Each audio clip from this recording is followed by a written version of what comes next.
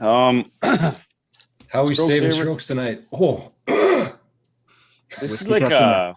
a more methodical way. Something that you probably would never think of if you, if I didn't say this, and that's something that I've never really thought of. But so say that I'm just going to use Dal. I'm going to pick on Dal for an example. Shouldn't, but will. Actually, no. You know what? I'm going to pick on myself. So number two, at Gilbert Dal could handle it. for a long time. Number two at Gilbert, I would go in the left trees. I would try to hit a cut, and I would set up, say even on the right hand side of the tee box or the middle of the tee box. I would never really think about where I was setting up on the tee box.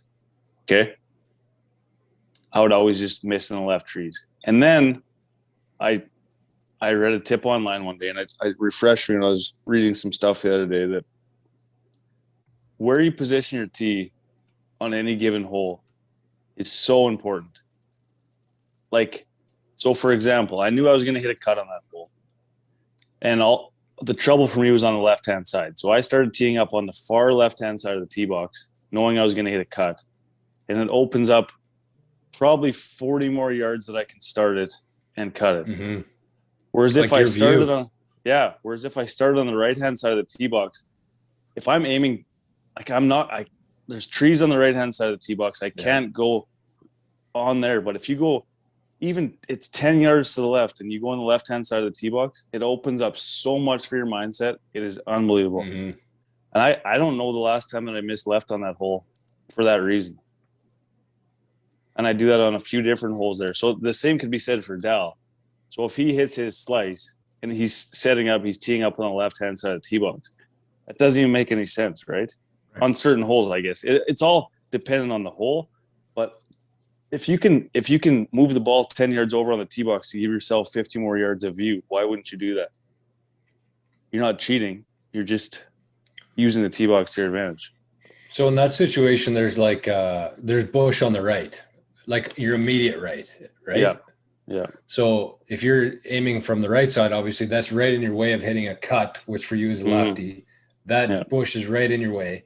Even if you're in the middle, it's still a nuisance to you. Right. But if you're on the left side of the tee box, that's almost out of your sight. Completely. Yeah. And you can pick an aiming point farther right that you wouldn't have on the other side of the tee box. And it just opens everything up. Like how would a guy who doesn't really golf a whole lot and listens to the show, like they might not know, would you stand behind the tee and like try to figure out what the best view is? Or like what would be the tip for I would say for them to do it without experience? I would say for that 10 to 25 handicap, like they have the same shot. They don't work it both ways. They have the exact same shot off every tee. So they know what they're going to do.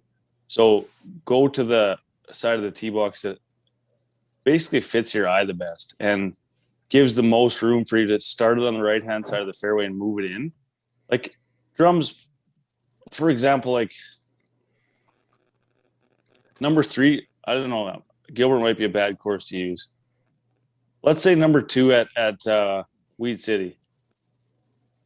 So it's a dog leg right? Yep. So if you're always going to move the ball right to left, always. Yep. So if you're teeing up on the right-hand side of that hole, you're already starting at the tree line and you're going to hit your right to left shot and then you're going to go right across the fairway. Yep. Whereas if you go across to the other side of the tee box, you can aim at the left or at the right corner knowing it's going to draw in. Right. You know what I mean? Yeah. Whereas if you're starting on the right, and it seems like it would be nothing, but when you actually step on the right-hand side of the tee box as opposed to left, it's like a totally different view. Well, and even just mentally too.